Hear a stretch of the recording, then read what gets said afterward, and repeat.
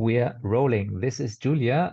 Please introduce yourself. I'm just going to say a few things. So Julia is someone, well, she's German, but we actually filmed both Cryptopia and also a little bit of Fortitude in London, mostly where you live, where I live, and in Paris, which we're going to talk about. Yeah, tell us a little bit about more. Tell us a little bit about more what you do.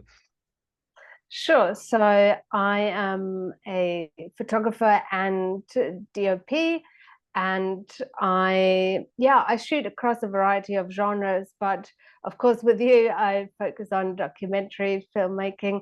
And as you said, I'm German, so it was nice. A German colleague of a mutual colleague of ours introduced me to you, so we've been working together for a few years, which is always nice to work with some German colleagues.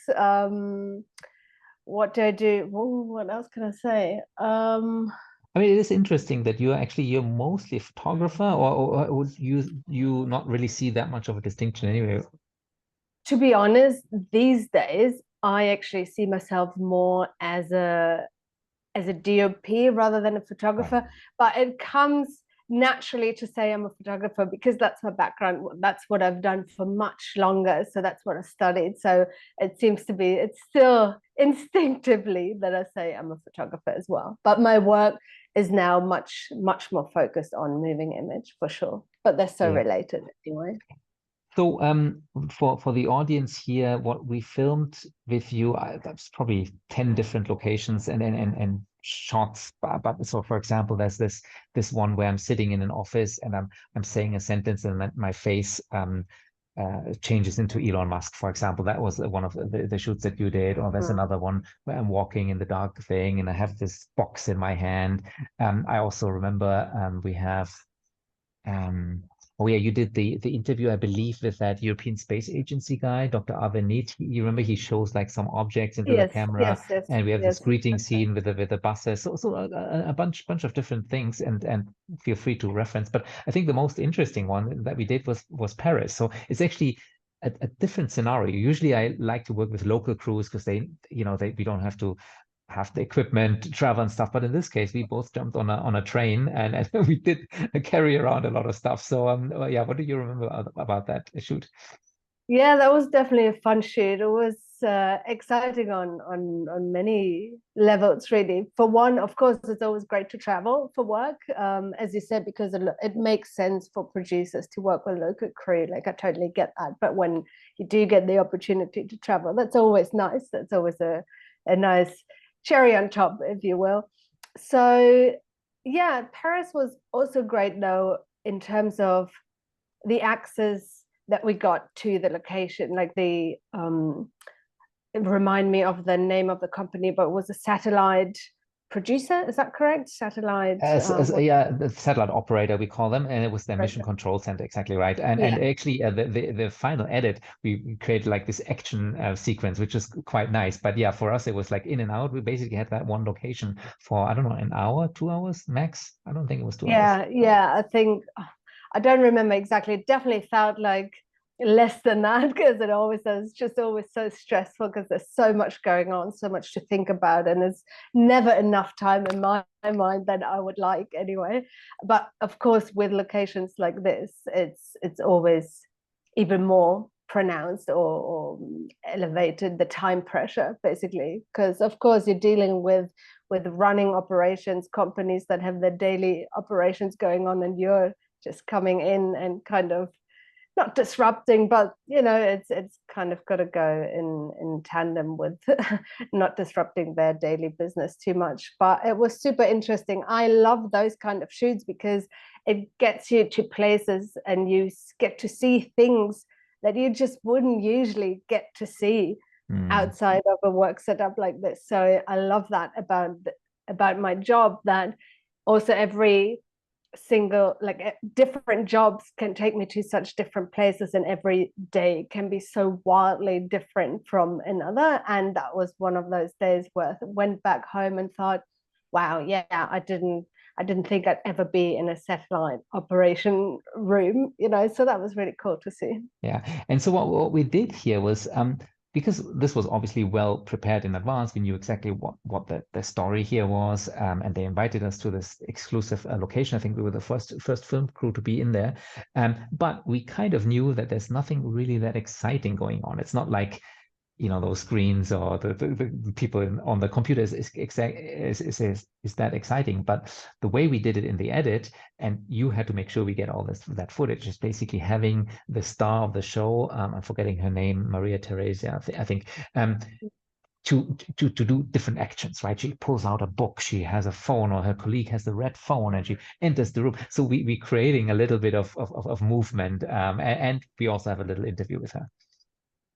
Yeah, definitely. I remember us trying to ramp up the drama a little bit for sure. So yes, as you pointed out, it definitely takes some good pre-production. I remember us being on the phone and having those conversations exactly on what B-roll do we need to cover, what shots do we need in order to really tell that story and make a room that, if you talk about it, if you think about it, you think, oh wow, that sounds exciting. But as you said correctly, when you're actually there, there's visually at least not going on so much that can help you tell that story. So yeah, we relied on them a little bit to help us set a few bits up, or having them, yeah, I don't want to say play or rehearse, but they went through certain actions with us to help carry that narrative for sure. Yeah, and of course it helps that it's a photogenic location. It's not just a regular desk with a computer. So they had like these screens up, and it kind of looks professional, because it is a professional place, obviously. But probably the most pretty locations I've ever shot in was the other shoot in Paris. And that was that pink biopod with Barbara, the CEO and founder of Interstellar Lab. And that was just such a pretty shoot. I really have fond memories of that one. Was it difficult to shoot in there? Remind me, you also had the protective gear, right? And stuff. Yes, it was definitely fun it was great visually. It was like a gift for a filmmaker. It was just amazing to look at without really having to do anything. But God, it was really difficult to shoot, I remember, because we were all given those protective goggles, weren't we? If I remember correctly. But I couldn't wear them because I couldn't see a thing through them. So had to do it without the goggles, but then the light was so bright that it was really difficult to see without the goggles as well. And then on top of it, in a really bright light, like your monitor struggles with bright light as well. Like altogether, it wasn't easy. And I don't know if I'm making that up right now. I feel like it was also kind of hot or humid. It was just all kind of it wasn't the most straightforward, easy shoot, but it was It's great. pretty. What I remember is, I don't remember any of that because you had to struggle with the cameras. But I do remember it was very loud, and that's why we put the interview location afterwards, I believe, or before, up in the basically where we could kind of see it. And an interesting aspect of that interview was we didn't have enough room. Remember, like we were struggling. We were asking Barbara, can you lean backwards? And it was just not really possible. So I think for an expert viewer, they will see, oh, somehow that framing is a little bit off, but we didn't have a choice. Yeah, it was a super narrow hallway, and you're right. In an ideal scenario, you'd always have some depth within an interview setup. But I think we got away with it because the back wall of that hallway was actually transparent. And the cool thing about that was that you could see that pot in the background behind her, if I remember correctly. And so there was almost like this illusion of having some depth, but yet what we struggled with was the actual physical depth of distance between the camera and the interviewee. Yeah. Anyway, that was both of us lugging the luggage back and forth. Didn't you miss the train back or something? I was just about to say, yes, I missed the last train, the last Eurostar, and got stranded with all my luggage. And we had already split ways, so you were like at the other end of town already. I was like, oh God, what do I do now? So that's always a bit of traveling can turn into those type of challenges. Yeah, well, luckily, I mean, Paris, London is not the end of the world. I'm sure you've been to the worst places, but I mean, that's actually another learning. I mean, it always ends up taking longer and being more expensive than you think, because I calculate, okay, there's going to be an Uber, there's going to be the train journey and all that, but then of course there's an extra hotel night, or there's suddenly we're in a conference and the the only restaurant is like a 5-star restaurant. It's like you never can plan 100%. But at the end of the day, I'm super proud. And those 2 shoots were really one of the best ones we did. Well, I'm glad to hear. Yeah, they were fun. I think they came out nicely despite all of the challenges there were. And yeah, I think you should be super proud of what you've achieved with the film altogether. And I'm sure those were just 2 of many, many challenges along the way. Well, Julia, thank you so much. Again, thanks for working with us on this film. It was really a pleasure Thank working with you. you. And we already have the next couple of things lined up. So it's definitely not the Oh, last project together. exciting. Can't wait. Thank you for having me, as always. Thanks, Julia. Bye. Bye. Stop.